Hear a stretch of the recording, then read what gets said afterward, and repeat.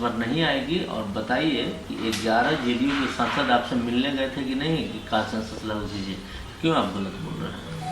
देखिए, पहले तो ललन जी, कर्नाटक में जहां 2015 में जातीय गणना हो गई, कांग्रेस की सरकार थी, सिद्धारमैया मुख्यमंत्री थे। आज 8 साल हो गया, आज तक वहां की जातीय गणना की रिपोर्ट सार्वजनिक नहीं हुई है।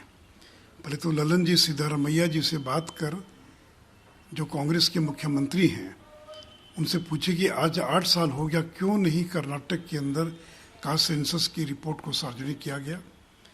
और जो कांग्रेस शासित राज्य हैं, आज तक वहाँ जातीय गणना क्यों नहीं हुई। भाई, आज हिमाचल में 1 साल से कांग्रेस की सरकार है। इसके पहले कांग्रेस की सरकार 5 साल छत्तीसगढ़ में थी, राजस्थान में थी, क्यों नहीं जातीय गणना कराई।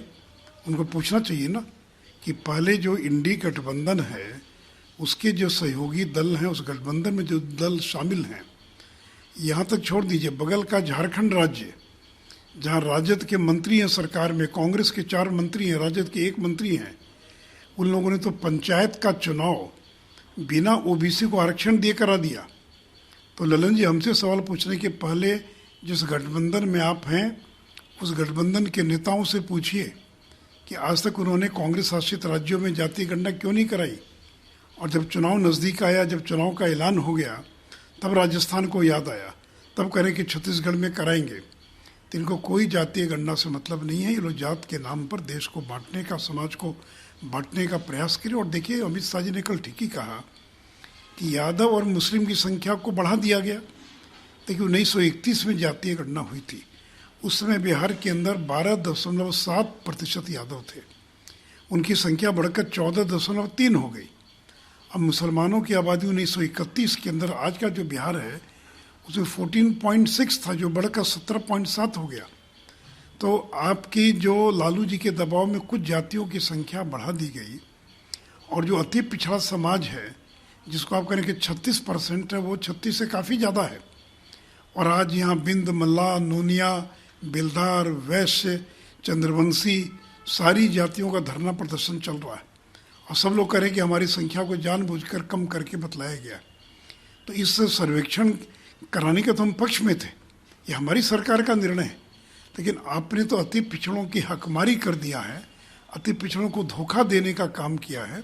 उसका तो जवाब दें ललन जी कि आखिर इन वर्गों की संख्या कम क्यों हो गई, संख्या घट कैसे गई, इसका जवाब तो बताएं ललन जी। अमित शाह ने यह भी कहा कि बिहार में 2 तरह के जेएम काम करते हैं। बीजेपी के लिए जेएम का मतलब है Jan Dhan account, Aadhaar and mobile, और जो अदर पार्टी लोग हैं वो जातिवादी, परिवारवादी और अपराध की बात करते हैं। है ये देखिए, पूरे बिहार के अंदर फिर जंगल राज की स्थिति पैदा हो गई। आए दिन चोरी, डकैती, हत्या, अपहरण, बलात्कार की घटनाएं घट रही हैं। बालू माफिया, शराब माफिया, बालू माफियाओं ने कम से कम 2 दर्जन से ज़्यादा घटनाओं पर पुलिस कर्मियों पर हमला किया है। 2 दर्जन पोकलेन जला दिए गए, 200 राउंड से ज़्यादा फायरिंग हुई है, 25 से ज़्यादा लोग मारे गए। आए दिन शराब माफिया, बालू माफिया, इन लोगों का हमला हो रहा है पुलिस कर्मियों पर। जो एक्साइज डिपार्टमेंट के लोग हैं या जो माइंस डिपार्टमेंट के लोग हैं, तो कहाँ लॉ एंड ऑर्डर है। और परिवारवाद, लालू यादव को मुख्यमंत्री बनाने का मौका मिला तो राबड़ी देवी को बना दिया। राबड़ी देवी और लालू यादव चाहते कि तेजस्वी यादव मुख्यमंत्री बन जाए। तो कहा अमित शाह ने कि अगर हिम्मत है तो घोषणा करो कि बिहार में अति पिछड़ा को मुख्यमंत्री बनाएंगे। क्यों नीतीश जी मुख्यमंत्री बने हुए, क्यों तेजस्वी यादव डिप्टी सीएम है, और क्यों नीतीश जी करें कि हम उत्तराधिकारी बनाएंगे तेजस्वी यादव को। अरे अपना उत्तराधिकारी किसी अति पिछड़ा समाज के लोगों को बनाते, तब तो बात समझ में आती। तो अमित शाह ने जो कुछ कहा तो इनको मिर्ची लग गई, और ये लोग अनाप शनाप गाली गलौज की भाषा में अमित शाह के बारे में बातें कर रहे हैं। आजकल सर एक पोस्टर काफी चर्चा में है, सरकार यहाँ रन कर रही है, फिर भी आरजेडी के लोगों ने एक पोस्टर लगा दिया है कि बिहार के भावी मुख्यमंत्री को जन्मदिन की बधाई, तेजस्वी यादव। देखिए, नीतीश कुमार न तो केंद्र में जाने वाले हैं और न बिहार छोड़ने वाले हैं। उनका समझौता जरूर हुआ था कि तेजस्वी को मुख्यमंत्री बनाकर केंद्र की राजनीति में जाएंगे, लेकिन यहाँ तो हालत ये है इंडी गठबंधन का कि उनको संयोजक तक नहीं बनाया। वो तो उनको तो उम्मीद थी कि उनको प्रधानमंत्री पद का उम्मीदवार घोषित किया जाएगा, तो उम्मीदवार तो दूर की बात, उनको संयोजक तक नहीं बनाया गया। और तय यही हुआ था कि तेजस्वी को मुख्यमंत्री की गद्दी सौंपकर और वो केंद्र की राजनीति करेंगे। तो नीतीश जी अब कहीं जाने वाले नहीं है, न तो उनको कोई प्रधानमंत्री बनाने वाला है, न कोई संयोजक बनाने वाला है। तो राजद के लोग गलतफहमी में न रहें। 2025 में जब विधानसभा का चुनाव होगा तो बिहार के अंदर बीजेपी का मुख्यमंत्री बनेगा, न कि महागठबंधन का मुख्यमंत्री बनेगा।